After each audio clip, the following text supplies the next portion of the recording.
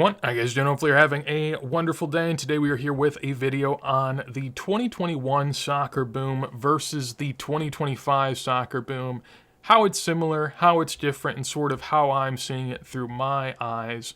I am someone that has been around in soccer cards since 2020, early 2020, pretty heavily. This has been my primary focus very easily across all sports or collectibles. It's one of my favorites for sure, and it's one that I wanted to go ahead and talk about today because there are some things that I definitely see as very similar, and there are some things that are very different with this go around. And what does that mean? I guess we can talk about that more as we go. As always, if you generally enjoy the videos, do make sure to leave a like. Helps me, helps the channel, all that good stuff. But with that said, let's go ahead and hop on over to Card Ladder. So here we are on Card Ladder's site with tons of data in regard to sports cards, and it'll help me out here today to sort of visualize and show a lot of the things that I've been seeing. So let's try to go quick. I'm going to ramble too much, and I'm going to try to cut that out when I can. So, hold me accountable, roast me in the comments, all that good stuff.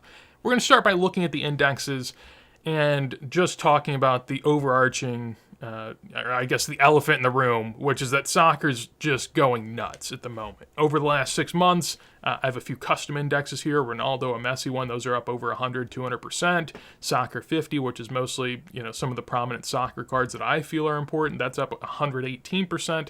And then soccer, the generic soccer index that Card Ladder has is up 98%. In comparison, other places, other segments are doing well as well, but mostly anywhere from 5 to 10 to 15, maybe 20, 30% on the high end. As you can tell, Pele and Maradona just hanging out down here, not really doing anything, but I think that is something we'll talk more about as we go.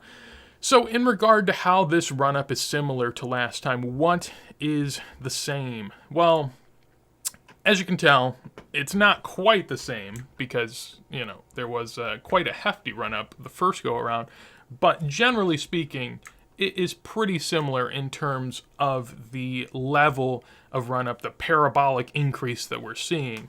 As you can tell, back in 2020, it started in May of 2020, and this says it peaked in 2022, which is probably right, because they include Pele and Maradona and a lot of the vintage guys. But really, it sort of peaked 2021 into 2022, depending on the player. But let's just say it peaked in 2022. I tend to think it was 2021, but nonetheless. Here's the peak. As you can tell, it went from a 1,200 value in the index to 17,000, which is like a 13x or something crazy.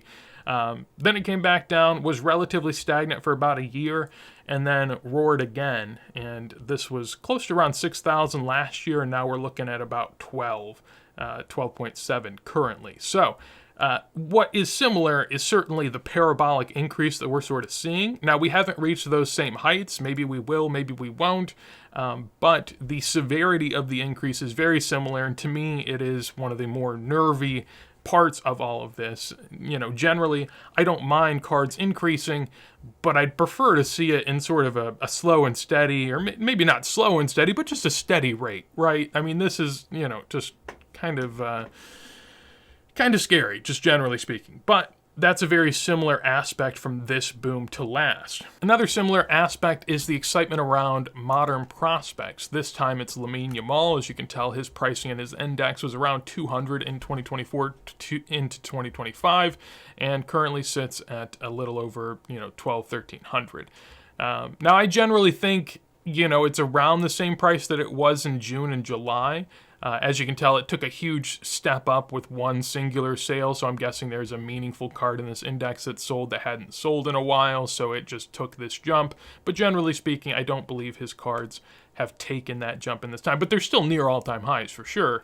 And so, Lamine Yamal, to some degree, I feel like carried this market forward because his market started to boom into April and May as he was making his claim at the Ballon d'Or. Ultimately, I don't think that's going to go his way, but it was a very good run and definitely deserved some level of hype, and this is the level of hype it got.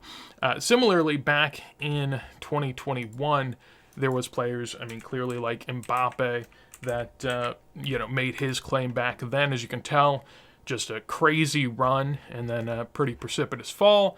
And then, of course, Erling Haaland is going to be more of the same. And the difference here being, though, that, soccer, I don't believe, ran because Erling Haaland and Mbappe ran in 2021. Erling Haaland and Mbappe were sort of products of the market running. I think Lamine Yamal was more of a catalyst this boom than Erling Haaland or Mbappe were in the last one, because Lamine Yamal was really the first to run this go around, and then after he ran, people then looked at Messi and Ronaldo and said, well, if Lamine Yamal's worth this, what's Messi and Ronaldo worth? And then you sort of play that game, and there's this ladder effect into other cards.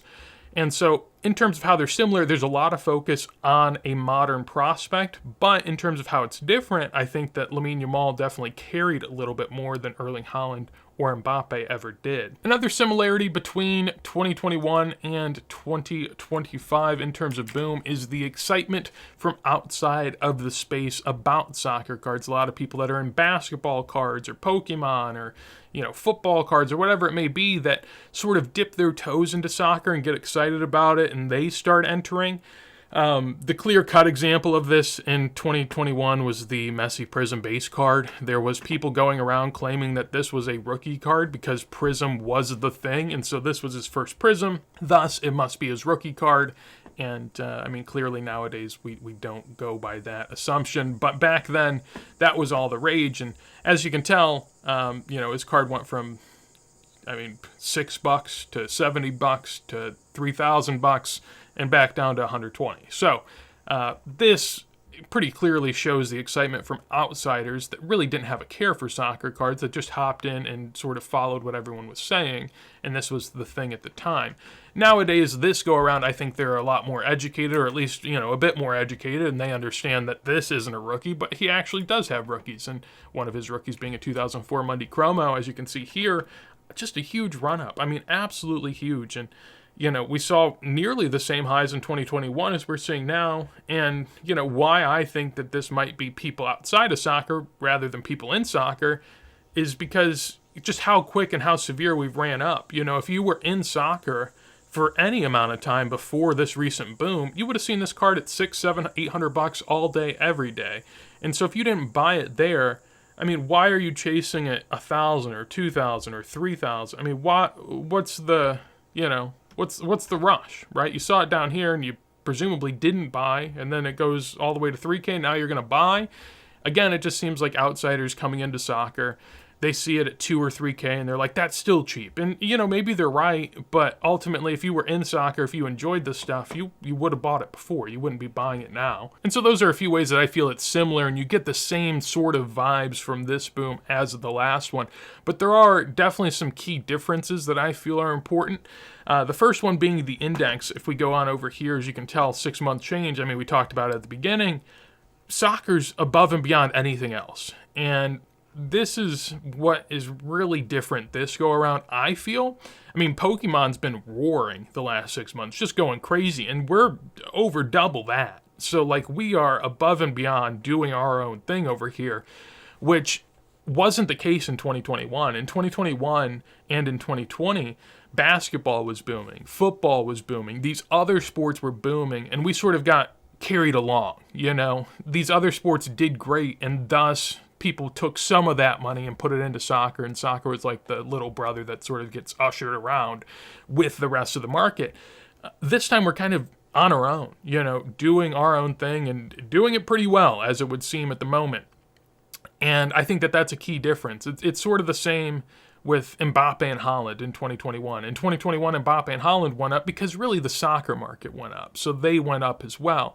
This go around, Lamine Yamal sort of started the run. He did it on his own almost. And in a similar vein, soccer's done it on its own compared to the other sports, which, part of it I feel is good, part of it's a little scary, but generally speaking, I am sort of, encouraged by it, to be honest, because I've always felt soccer is greatly underappreciated compared to the other sports.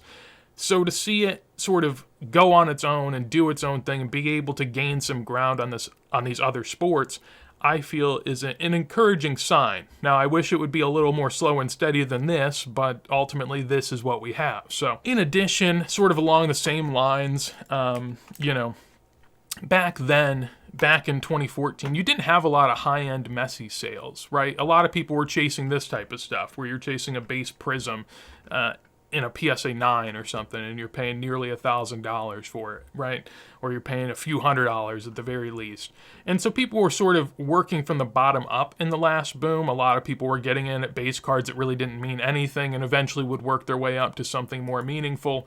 Ultimately, this go around, I mean, if we go and look at just Messi's sales, I mean, it's going to be pretty nuts in comparison to anything we were seeing in 2020. So if we look by price and sort by all-time high, I mean, you'll see some of these are 2022, but I mean, this gold prism would be worth, I'm pretty sure it is worth a lot more than $500K today. There was a private sale recently that was rumored, I think, $1 million plus. But as you can see now, I mean, the high end is really running as well. You have a PSA 10 here that went for $800K. There's rumors, or at least private sales, that have been over $1 million now. You have a Black Select that went for $400,000. Some 71 Bisses, which, of course, some of them were back in the day, some of them now, but those are much more expensive than they were then. You have a 1/1 Flawless from 2025 that sold here in a PSA 7. There's just so many more high-end sales that are really carrying the market. And so instead of the market sort of starting with base prism and working its way up, the market's much more full now from top to bottom. There's people at every single spot on the scale. And so you don't have to rush into one thing, rush into another, rush into another. It's really just moving holistically forward. And it's sort of being pushed at the high end, and it's, you know, even to some degree being pushed at the low end. Like even low-end Messi stuff doing incredibly well at the moment. And so back in 2020, 2021, there wasn't this entire community surrounding these cards that had them all sort of ranked in their own minds and had all of these different thoughts about it. It was really more sporadic than that. It was really sort of very isolated in certain things. This one is much more holistic. It's a market-wide sort of thing, especially if you're talking about like the likes of Messi or Ronaldo. There's definitely still lagging segments, like vintage isn't doing that great at the moment, but it didn't do that great in 2021. It actually did great in 2022. So some of these things take time, but generally speaking, the boom now feels much more holistic in terms of a player's entire selection of cards than it ever was in 2021. And I think that sort of goes down to market maturity, people figuring out a lot of what is meaningful for these guys, and just the overall structure that's been in place at this point for these people to go ahead and, you know, decide which cards fit in where. And finally, there's really going to be no way for me to show this on this index or in anything on this Card Ladder site, but I feel one of the biggest factors that we have now compared to 2021 and why soccer is doing so well on this chart is sort of along the same lines of why I think Pokemon's doing so well at the moment, and that is because it's worldwide. It is growing across the globe. It is not an American isolated thing. This is, you know, to some degree happening everywhere. You know, you look in Asia, there's tons of high-end collectors. They love a lot of this modern stuff. They go absolutely crazy for it. You can go on over to Card Hobby. There's tons of stuff selling all day, every day. Why not? Let's go on over to Card Hobby, see what's going on here. So this is a great example. This is basically Asian card eBay. And they have a ton of different sports here. And as you can see, in terms of how they sort it, basketball's first and soccer's second. And that is true to form in terms of what is the most selling on their site. So if we open up basketball here and you sort by most bids, you're going to see a ton of high-end stuff. I mean, look at the number of bids, 100 bids, 100-plus bids, tons of stuff in the, you know, 4 figures, 5 figures, but tons of just high-end stuff that is going on in basketball here. And you'll notice much of the same with soccer. If we go here, soccer in terms of modern, it's going to be relatively similar. Those aren't the most bidded cards, but if we look here, I mean, over 100 bids on multiples of these. You have 90 bids, 80 bids, 70 bids, tons of bids, high-end cards, a lot of stuff. Now, you know, there's a lot less to choose from in terms of modern soccer, especially, you know, over in Asia. Most of it is generally speaking from like probably like 2018 to now, while with basketball, it spans multiple decades. So there's more selection in basketball, which I think helps it. But if we compare that to other sports, say football, American football, as we just saw here, I mean, the first page of soccer was anywhere from 50 to 113 bids, and most of those are, you know, 3-4 figure cards, easy.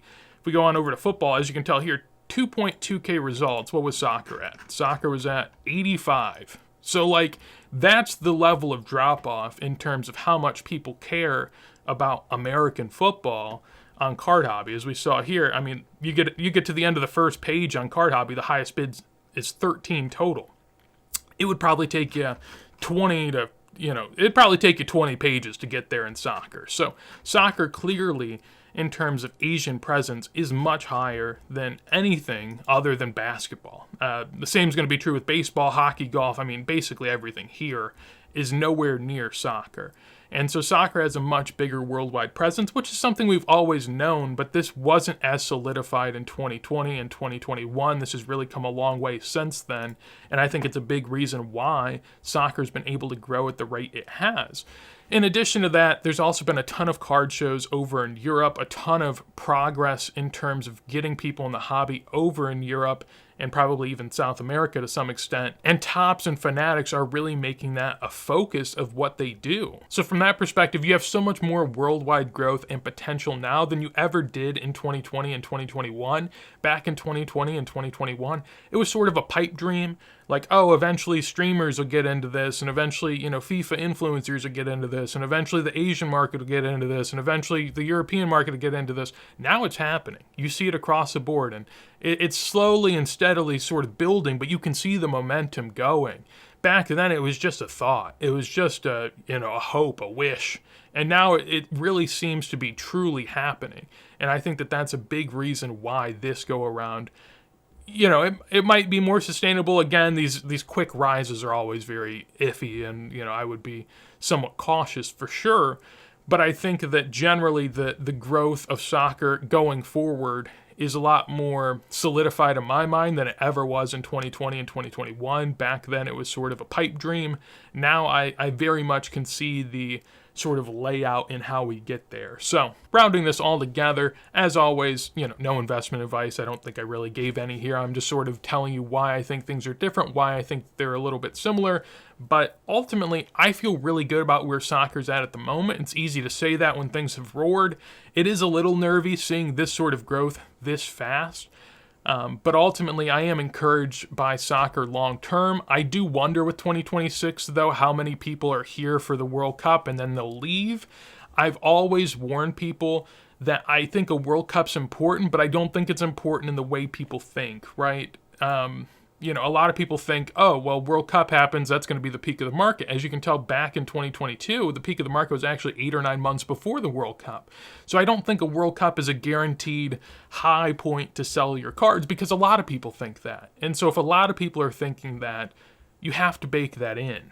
Also, I do think that World Cups are great long-term helpers. I think that, having a World Cup in America is going to be great for the amount of soccer collectors that are going to be here in 5 or 10 years. I don't know if it's going to boom the amount of collectors that are here in the immediate moment. Because, how many people watch a group stage World Cup game and then decide, oh, I'm going to go spend 5 or 6 figures on a Messi card or a Ronaldo card?